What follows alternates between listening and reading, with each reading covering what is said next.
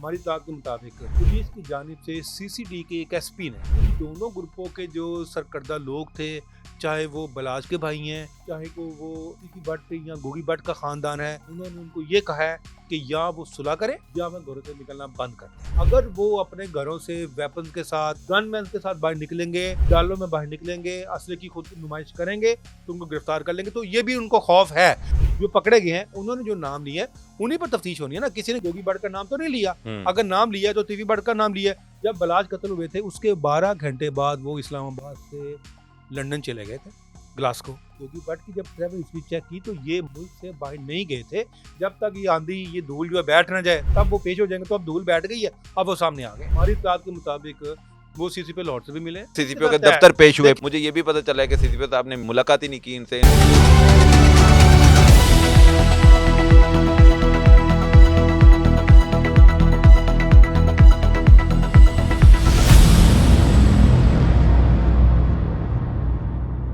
बलाज कत्ल केस में अहम पेशरफ सामने आई है। सीसीपीओ ऑफिस में अलमरूफ गोगी भट्ट पेश हुए। वहां पर क्या बातें हुई, इस सिलसिले में हमने राब्ता किया है और उनको स्टूडियो में मदऊ किया है। बहुत ही बड़ा नाम है क्राइम रिपोर्टिंग में। अस्सलाम वालेकुम जी। वालेकुम अहमद फराज साहब, क्राइम में आपकी बड़ी गहरी नजर रहती है। मुझे बताएं कि बलाज कत्ल केस के मुकदमे में नामजद मुलजिम गोगी भट्ट, ख्वाजा अकील उर्फ गोगी भट्ट सीसीपीओ दफ्तर पेश होते हैं। वहां पर पेश होने की वजह क्या है? वो तो मुकदमा 2 सालों से चल रहा है। वो ओसीयू से फिर इन्वेस्टिगेशन विंग में चला गया और आज सीसीपीओ दफ्तर में पेश होकर वहां पर क्या हुआ? गोगी भट्ट, बिल्कुल आपकी इन्फॉर्मेशन ठीक है, वहाँ पे पेश हुए हैं। तो उनको जब वो वहाँ पे जब पेश हुए तो हमारी इत्तलात के मुताबिक वो सीसीपी लाहौर से भी मिले और उन्होंने फिर इन्वेस्टिगेशन में, क्योंकि इसकी एक जॉइंट इन्वेस्टिगेशन टीम बनी हुई थी, जीआईटी इसकी बनी थी, तो वो क्योंकि सीसीडी भी बन चुकी है, पहले ओसीयू थी जिसने कुछ मुल्ज़मान को गिरफ्तार किया था, ओसीयू का सीसीडी का अब इस कत्ल से कोई तफ्तीश का ताल्लुक नहीं था, जिसके बायस से सीसीपी ने एसएसपी जो इन्वेस्टिगेशन है मोहम्मद नवीद, उनको इसकी ड्यूटी लगाई कि ये उनके पास जाएं।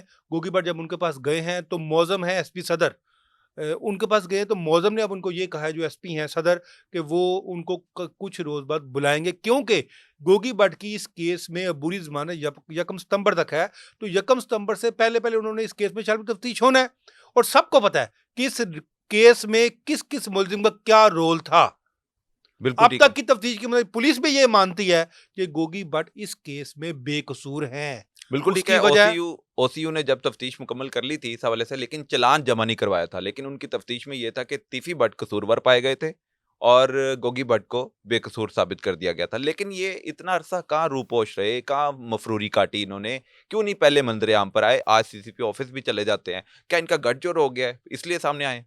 गठजोड़ तो नहीं कह सकते, लेकिन ज़ाहिर है एक बड़ा केस था, एक बड़े एक्यूज थे, तो उस हवाले से ज़ाहिर है ये अपनी एक रजामंदी के साथ ये सामने आए हैं कि जी मैं खुद सामने पेश होकर अपनी बेगुनाही का सबूत दूंगा, जिसके बाद अगर अदालत ने मुझे बेगुनाह करना है या गुनाहगार करना है तो मैं हाजिर हूँ। उसकी वजह यह है कि उस केस में जितने मुल्ज़मान पकड़े गए थे उसमें से किसी भी मुल्ज़िम ने गोगी भट्ट का नाम ही नहीं लिया था। इस केस को आपने भी रिपोर्ट किया हुआ है।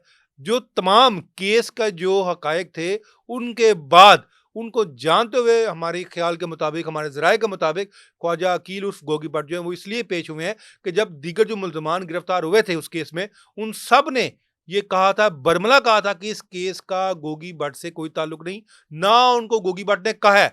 तो वो इसी वजह से पेश हुए हैं। देखिए इस केस में जिस तरह जावेद भट्ट कत्ल हुए थे, तो जावेद भट्ट के कत्ल के केस में जो मसहब थे और उनका जो भाई था, वो तो आपको पता है उनकी ज़मानत हो चुकी है। तो अगर पुलिस भी खुद ये मानती है कि गोगी भट्ट का इस केस से कोई ताल्लुक नहीं, तो मेरा ख्याल है उनकी भी बेल हो जाएगी। सर, एक अरसे बाद जावेद भट्ट कत्ल केस में उनकी भी बेल हो जाती है। ये क्या अचानक बेलें होना शुरू हो जाती हैं? पहले छापे पड़ते हैं और छापों के बाद फिर मामला तय हो जाते हैं। हमारी इत्तलात के मुताबिक पुलिस की जानिब से सीसीडी के एक एसपी ने इन दोनों ग्रुपों के जो सरकर्दा लोग थे, चाहे वो बलाज के भाई हैं, चाहे को वो टीफी भट्ट या गोगी भट्ट का खानदान है, उन्होंने उनको ये कहा है कि या वो सुलह करें या वह घरों से निकलना बंद कर दें।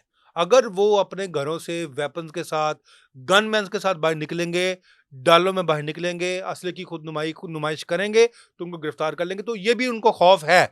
शायद इसी खौफ की वजह से ये दोनों ग्रुप जो हैं ये खुद चाहते हैं कि उनको, अभी तक तो उनकी सुलह की तो ऐसी कोई चीज़ सामने नहीं आ रही, लेकिन दोनों ग्रुप्स यही चाहते हैं कि अगर उनको इंसाफ मिलना है या उन्होंने किसी उनको इसमें कोई ख़त्म करनी है बात, तो उनको अदालतों से ही वो इंसाफ मिलने की तवक्को है, पुलिस की जानिब से उनको इंसाफ की तवक्को नहीं है। बिल्कुल ठीक है। तो गोगी भट्ट क्या कहते हैं पेश होकर? वो इतने अरसा कहाँ रहे? क्या बातें हुई और उन्होंने क्या वजह बताई कि वो क्यों नहीं सामने आए थे? क्यों नहीं शामिल तफ्तीश हो रहे थे? देखिए, वो 2-3 दफ़ा गए हैं जिस थाने में ये मुकदमा दर्ज हुआ था वहाँ पर, लेकिन उस थाने ने उनको शामिल तफ्तीश नहीं किया, क्योंकि जब तक वो किसी आला हुकाम से ना मिलते, तब तक उनको शामिल तफ्तीश नहीं होना था। वैसे भी उसकी सारी तफ्तीश जो थी, वो ओसीयू ने की थी। ओसीयू का आपको पता है, फिर वो सीसीडी बन गया।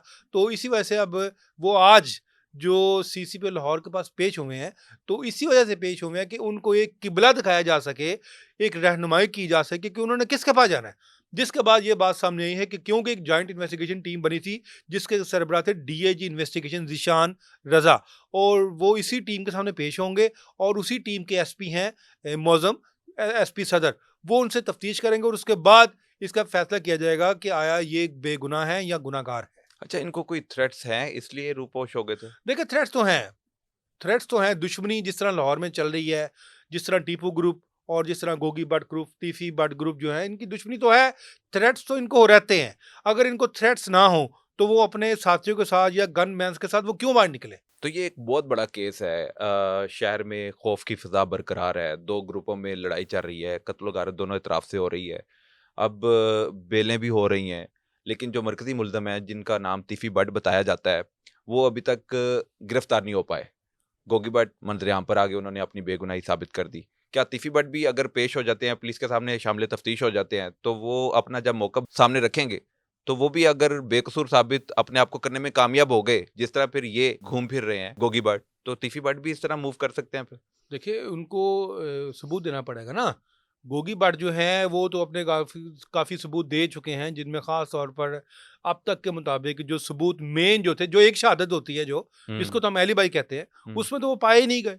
नंबर 2, जो इसमें जो मुल्ज़िम पकड़े गए हैं, उन तमाम मुल्ज़िमान ने ये कहा है दौरान तफ्तीश कि इस केस से गोगी भट्ट का कोई ताल्लुक नहीं। ना ही गोगी भट्ट ने उनको कहा है, ना ही उनसे कोई राब्ता हुआ है, ना कोई टेलीफ़ोन में कोई रिकॉर्ड सामने आया है। तो ज़ाहिर है ये तो एक एविडेंस है। और जो मुल्ज़िम पकड़े गए, उन्होंने बरमला कहा वहाँ पर पुलिस के सामने कि तीफ़ी भट्ट ने उनको टारगेट दिया था और उन्होंने अचीव किया और बंदे को बलाज कत्ल केस में वो मुलविस पाए गए। उन्होंने भी तीफ़ी भट्ट का नाम नहीं लिया। देखिए, बलाज को जिसने कत्ल किया था, वो भी मौके पे मारा गया था। हुँ। उसको कहा था, उसका ये कहना है, उनका ये कहना है कि उसको भेजा था तीफी भट्ट ने। अब उसको जिसने कत्ल किया है, उन्होंने ये कहा है कि जी हमें ये कहा गया था, हमने इसको कत्ल करना है। नाम तो उन्होंने भी किसी का नहीं लिया, तो ये किसी ने जब टारगेट तक दिया ही होगा ना, जी, एक बंदा तो नहीं ना राब्ते में। ज़ाहिर है ये तो जब तीफी पूरा भट्ट जो नेटवर्क हैं, होता है, तो वो बात तो क्योंकि निकल बैरूने जाती है मुल्क हैं, सामने। वो बैरूने मुल्क हैं, वो जब तक पेश नहीं होंगे, वो जब तक सरेंडर नहीं करेंगे, तब तक नहीं कहा जा सकता कि आया वो गुनहगार हैं या बेगुनाह हैं। तो इसका मतलब वो अपनी बेगुनाही साबित कर सकते हैं आकर। बिल्कुल कर सकते हैं, क्योंकि असल जो लेकिन अब मुल्ज़िम था, अभी तक की जिसने तफ्तीश के बलाज को मुताबिक मारा वो था, कसूरवार पाए गए हैं। हमारा साहब जिसने बलाज को मारा था, वो मालचिया था ना, पता है आपको? वो तो किसका मारा मालचिया गया। था? वो तीफी भट्ट साहब का मालचिया था, तो फिर वो मारा गया। तो मालचिया ने किसके कहने पे किया होगा? जिसने भी उसने जिसके भी कहने पे किया है। जो पुलिस के सामने जो तफ्तीश सामने आई है, जो मुल्ज़िम जो पकड़े गए हैं, उन्होंने जो नाम लिए हैं, उन्हीं पर तफ्तीश होनी है ना। किसी ने गोगी भट्ट का नाम तो नहीं लिया। हुँ। अगर नाम लिया है तो तीफी भट्ट का नाम लिया है, तो तीफी भट्ट साहब जो है वो इस वक़्त बाहर हैं। वो अच्छा, आएँगे, वो सबूत देंगे, उनकी जो है उस पर उस दलील के साथ बात करेंगे, तभी उनको गुनहगार या बेगुनाह किया जाएगा। ये इतने अरसे कहाँ रहे, ये क्यों नहीं बता रहे आप? देखिए, वो अगर बैरून मुल्क होते तो एक जो ट्रैवल हिस्ट्री थी ना इनकी गोगी भट्ट की, टीफी भट्ट साहब की ट्रैवल हिस्ट्री सामने आ गई थी। जब बलाज कत्ल हुए थे उसके 12 घंटे बाद वो इस्लामाबाद से लंदन चले गए थे, ग्लासगो, ठीक है?